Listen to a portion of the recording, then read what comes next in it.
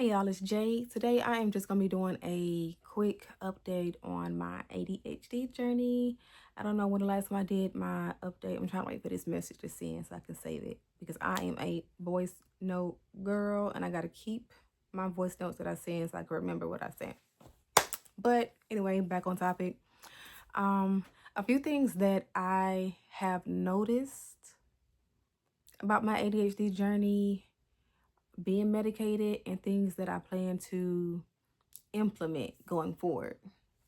So the first things first, I get overstimulated with a lot of talking. That's why I always say that when it comes to me being a friend, I'm not really the small talk kind of friend. I'm kind of the friend that's there when you need me, or when there's an event or something that I can support you with, I'm there. But the small talk, I can't handle. So me being in real estate, I have to gradually get used to that because I have to talk to a lot of people and it just gets overstimulating for me. So I am going to start scheduling at least 10 to 15-minute breaks in between every interaction that I have. It doesn't matter if it's one of my appointments, one of the kids' appointments, a meeting with real estate client, or even a hair client. I have to schedule 10 to 15 minutes to take a breather. Another thing I want to talk about is research. Research the medication that you're on. Learn about the side effects, learn about even the rare side effects, and pay attention to your body. Keep a journal log of how you were feeling before you started, the milligrams you started with, what time you took it. Pay attention to how you are eating before and throughout that day. This is how you're going to figure out what regimen works best for you, and just keep track of, what doesn't work. Also, when it comes to ADHD, depending on how severe it is, it can be very difficult to just be. Like, your normal task can stress you out or overwhelm you more than it would for a typical person or a neurotypical person. What was I saying? What the hell was I saying? I forgot. I know what I was saying now. I was getting to how difficult ADHD can be, and it's to the point where you're either going to suffer and deal with it, or you're going to do something about it. And when I say do something about it, I mean, as soon as I notice something that is overwhelming me, something is triggering me, something is causing me to feel anxious or just irritated, I'm trying to get to the root cause and figure out why. The key is to build systems around how your brain is wired, because you cannot run from ADHD. It ain't going nowhere. It's not like a cure. It's just, it is what it is. So like for me, I'm not a morning person whatsoever. I don't think I've ever been a morning person. And a few times I've experienced, being able to wake up earlier, trying that 5 o'clock thing to have time to myself and get as much done before it's time for me to get the kids up. And I see how important it is and how beneficial it is. And I also noticed how much I struggled with it. So what I did was I didn't buy one of those expensive hatch clocks because I wasn't really sure if it was going to work. So I did some research and I found an alternative, and I don't know if it's going to come over here. Let's see. Yep, it did. This is what it looks like. And so it has like different color lights. I typically just use white. I have one in my kids' room too for them. And you can adjust the sound. So mine is like a nature sound that wakes me up, and it gradually gets louder. So it starts at like a level 1, level 2, level 3. So it's nothing that just alarms you and startles you out of your sleep, because that don't even piss you off and just make you want to hit that snooze button to just to shut it up. So that has worked for me. For me also, I would forget to take my vitamins. Again, nightstand. I organize my daytime and nighttime vitamins every Sunday for me, my daughter, and my son.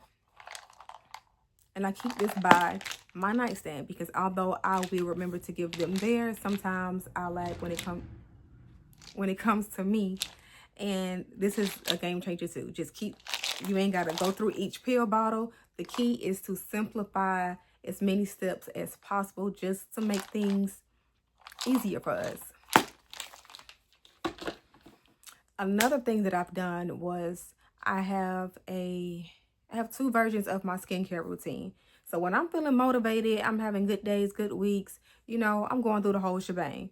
But on those days where my brain is foggy, motivation is pretty low, and I'm just emotionally, mentally, and physically tired, I have a simplified routine.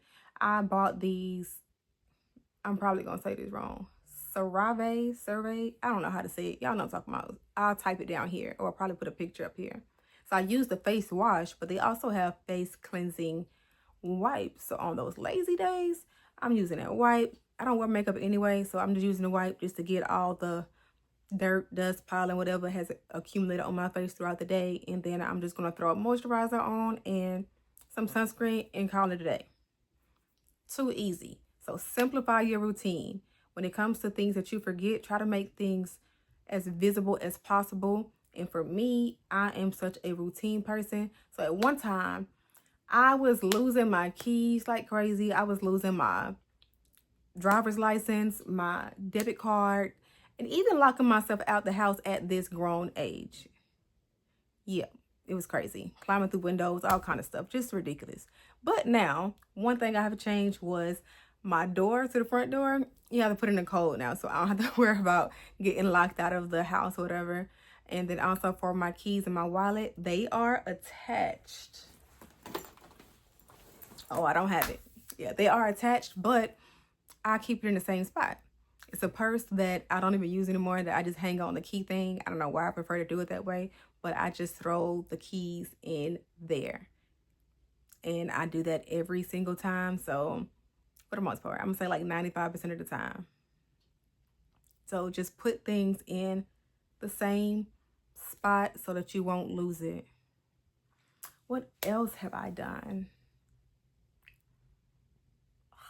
Another thing that I do, which is pretty simple, is I just research. I go down the rabbit hole when it comes to ADHD on TikTok, on Threads, and even on Facebook, just to kind of see what other people are experiencing and what they have tried. And I just look into it for myself, and I try it, and it's really a trial and error type of thing. Like, you really gonna either deal with it or do something about it. And I'm gonna always do something about it because I just truly believe that I deserve to have a peace of mind and some sense of normalcy just like anybody else. And I don't want to deal with the stress and the emotion and struggles that we go through as ADHD. Nobody's going to understand how hard it is unless you actually have it. Like, on the outside looking in, you may think that it's not a big deal, that ADHD is just not being able to focus, but it's much deeper than that.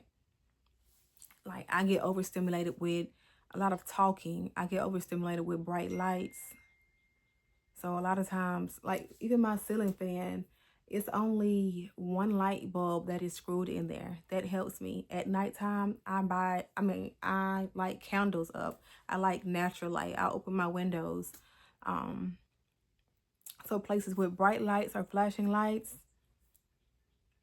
I can't handle it. Buy you some sensory headphones. I gotta buy one for the car too. But those are a game changer for me too. It helps me be more present around the kids because they too are very loud. They're just being kids and having fun, but usually it would make my nervous system a wreck. And it's like, as much as I want to stay in there, I just want to go to my room and crawl in my bed and I just want silence. I just want to be still. But those headphones are a game changer.